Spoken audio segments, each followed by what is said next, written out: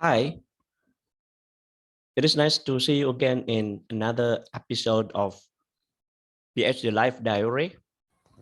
As usual, in this series of video, I try to make a reflective video describing the journey, my intellectual journey, and while I pursue my doctoral program in at Majaya University.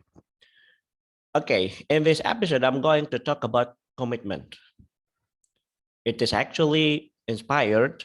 I am inspired by the video I got from Instagram and also from WhatsApp group from my beloved teacher, Professor Hamid Fahmi Zarkasi, about the commitment, our commitment to taking part in this academic journey as a members, as a part of academic organization, so that we must have a good commitment to the development or to developing or to dedicating ourselves to the development of the knowledge discipline.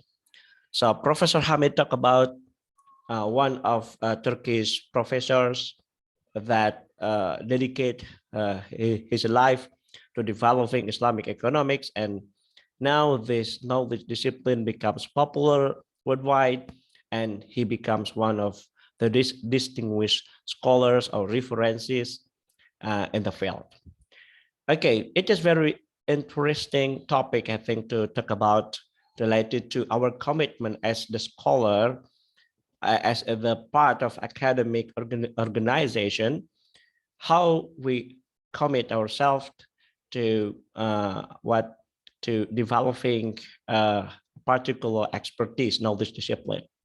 As I told you in the previous video, the previous edition episode of PhD Life Diary, that there are many Western professors residing or teaching in Japanese universities, and they dedicate their life to developing the field in the Japanese context, of course. And what make me feel amazed is that they develop some free websites storing the results of their research projects, and some of them develop a software that can be used by the public, by the members of academic organization, to develop the methodological aspect, or maybe to analyze the data using the technology or the software, like what I knew from Professor Bahrain in my advanced translation coursework, the software NCONG and NPCONG, that is very good, very helpful for the researchers to analyze the data, especially the text, the corpus data. Okay, I'm back to our commitment to our learning commitment when we take a particular study program, right?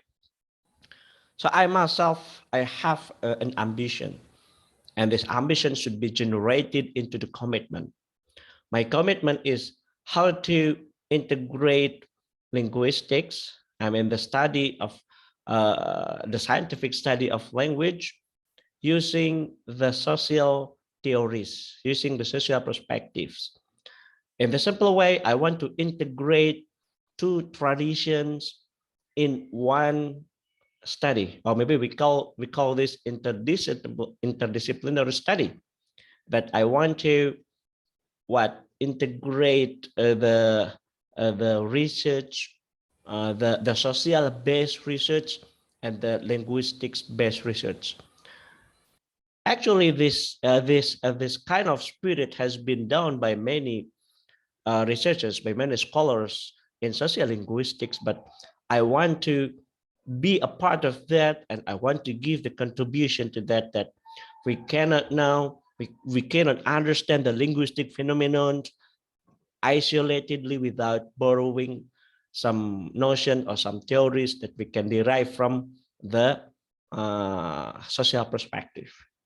This is actually my commitment. So I will dedicate myself to researching, to conducting the research, and also teaching this kind of a perspective, this kind of approach in the university.